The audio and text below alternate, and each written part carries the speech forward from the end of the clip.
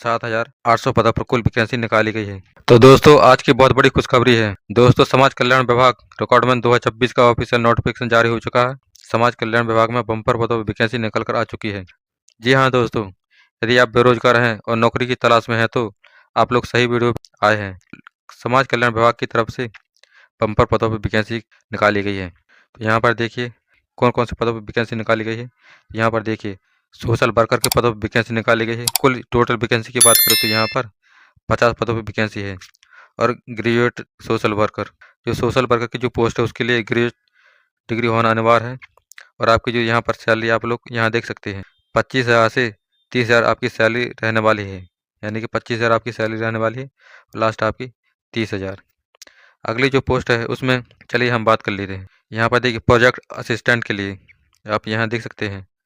यहाँ पर देखिए प्रोजेक्ट असिस्टेंट में कुल 30 पदों पर वैकेंसी निकाली गई है। यदि हम क्वालिफिकेशन की बात करें तो आप यहाँ देख सकते हैं।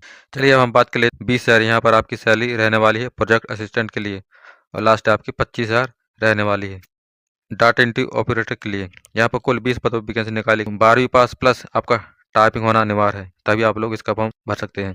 चलिए यहाँ पर हम सैलरी की बात कर लेते हैं। सैलरी की बात करें तो यहाँ पर आप देख सकते हैं 15,000 आपकी सैलरी रहने वाली है स्टार्टिंग में, और लास्ट आपकी 18,000। चलिए अगली जो पोस्ट के बारे में बात कर लेते हैं। ऑफिस असिस्टेंट, यहाँ पर कुल 10 पदों पर वैकेंसी निकाली गई है।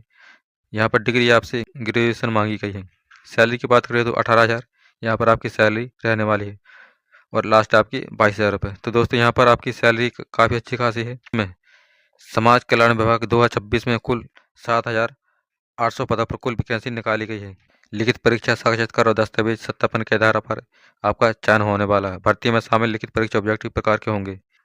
यहाँ देखिए आपका ऑब्जेक्टिव प्रकार के क्वेश्चन पूछे जाएंगे। यहाँ पर सामान्य ज्ञान, तर्क शक्ति, संख्यात्मक क्षमता और भाषा कौशल की जांच की जाएगी। चलिए दोस्तों अब हम बात कर लेते हैं सिलेबस में, डीप से जान लेते हैं। जैसे कि पहला आपका जो सिलेबस जनरल नॉलेज का होगा। यहाँ पर आपका करंट अफेयर होने वाला है लास्ट 6 से 12 मंथ का, और Indian history and culture, geography and India, Indian polity and constitution. इसके साथ ही आपका जनरल नॉलेज में सोशल वेलफेयर स्कीम्स रहने वाली है। रीजनिंग की बात करूँ तो यहाँ पर आप रीजनिंग में इसका सिलेबस यहाँ पर देख सकते हैं। Analogy series, coding decoding, puzzle, logical and reasoning, data interpretation. इस प्रकार से आपका रीजनिंग में सिलेबस रहने वाला है। यहाँ आप क्वांटिटेटिव में देख सकते हैं arithmetic, percentage, ratio and average question पूछ जाएंगे। अगला जो टॉपिक है प्रॉफिट एंड लॉस, यानी कि लाभ हानि, टाइम एंड वर्क, यानी कि समय और काम, बेसिक अलजेब्रा एंड ज्योमेट्री से आपसे प्रश्न पूछे जाएंगे। अगली है हिंदी लैंग्वेज।